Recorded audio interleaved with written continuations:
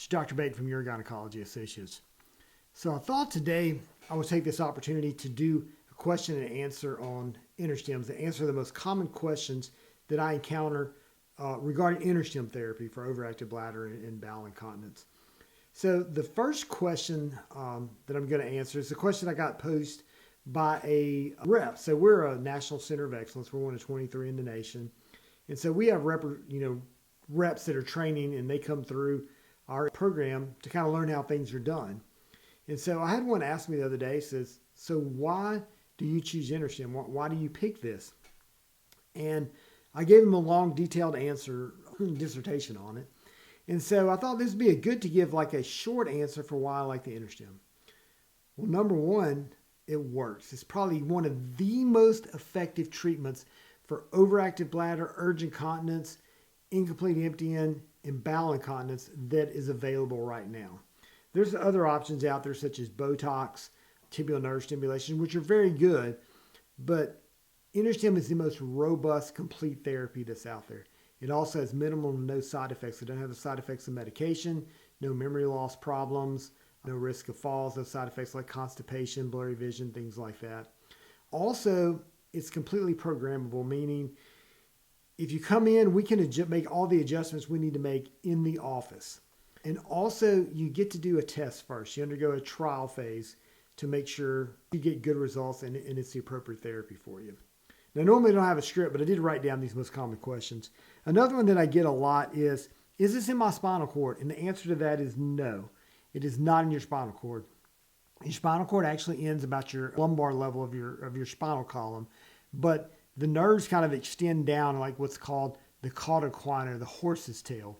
So these nerves kind of go down, exit where they're supposed to go, and where we insert the electrode is like the sacral, the third opening of your sacrum, which is way below your spinal cord. So it's nowhere near your spinal cord. It's not your spinal cord at all. It doesn't shock you. There's no shock. There's no chance or risk of electrical shock or anything just because we're passing a little current through there. It's way below that level where it could shock you.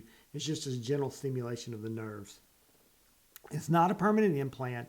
It's called a permanent implant. You have the test phase, which is temporary electrodes, and then you have the permanent implant. It's called permanent because it's meant to be in the body. That's just why it's called permanent. It's just a bad name for it. But it's completely reversible. You can have it taken out anytime for whatever reason you need to, if you need to. It's not permanent.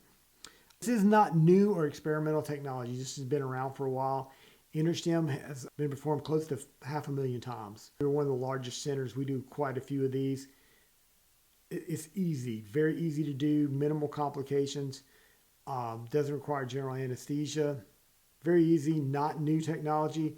Neuromodulation has been around for a while. It's used for pain, deep brain stimulation. It's used for all kinds of things.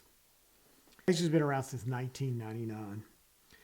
I've been asked, people ask me, does the InterStim make me go to the bathroom? No, it does not make you go. All it does is change the sensation. If you have overactive bladder where the sensations are coming from your bladder more frequently or more abundantly than what they should, and so your brain can't adapt and make the proper adjustments so that your bladder feels and empties like it should, what the InterStim does is it kind of regulates those sensations and slows it down and just gives your bladder time to process it. If you're not emptying enough, it kind of increases that signal, but it does not make you go to the bathroom. You still have your normal sensation. It just normalizes that sensation. This is another one that I get. This does not send data anywhere. The government can't have access to your InterStim. Nobody can hack into your system. The way it works is you have a little plate, which is a transmitter, and a receiver, which is like a cell phone device that's specific to your device. You have to put that transmitter on there, and that receiver have to be linked together for any information to be shared. And it's just your information. The only thing that's on there is your name and the program that you're using. There's no vital information. Nobody can hack into it. Nobody can change your program. Only you or us using your program or using a device similar to what you have in case you forget yours. Nobody can get your information. So it said, is it hard to put in MRI mode? No, it's very easy. It's just a button on that programmer that we just mentioned earlier that you push MRI mode, and then you're safe to get a full body MRI, 1.5T, 3T, all the available MRI on the market you're able to get. There's no pain, and it's not distracting or anything like that. Now, when you first do it or you make adjustments, you will feel the sensation, usually in the perineal or the saddle area down there. Typically, it's not painful. It's not supposed to be painful. If it is, it's too high. You simply turn it down. But you'll have that sensation, but typically what happens is that over the next 30, 40 minutes, whatever, maybe an hour, your brain adapts to it, and you're not aware of it anymore. It just kind of comes something that your body adjusts and kind of puts in the background. It is not painful, and it's not distracting or anything like that. You will not set off scanners or security. You're safe. People fly all the time with these. I have people that fly across the world, people that fly to Dubai with them. You have a little card that identifies you have a medical device in case you need it. But the majority of the time, people have told me they haven't even asked them for the card. They can obviously see that it's a medical device. You won't set off the scanners at the grocery store or anything like that. It's not visible, so nobody's going to be able to see it. If you reach back there and you feel, you'll be able to feel it under the skin, but nobody will be able to see it. And it's only a little small incision about that big where the battery goes in. So not visible at all. Do you have to carry the controller with you all the time? No, you don't. Only during the trial phase do you have to carry the controller with you, and that's just more of a safety feature. With the real implant, once you have the program set, if you leave your controller at home, it's fine. Everything's going to work fine. It's not going to cut off. We do recommend that you take it with you in case for whatever strange reason or whatever you need to turn it off, you have your controller with you. Can you get a massage? Absolutely. You can get a massage. It's, they'll see where the little scar is. Just tell them to avoid that area. It's just a very small area. You're safe to get a massage. You're safe to get pain injections. Whatever you need to do, you're fine.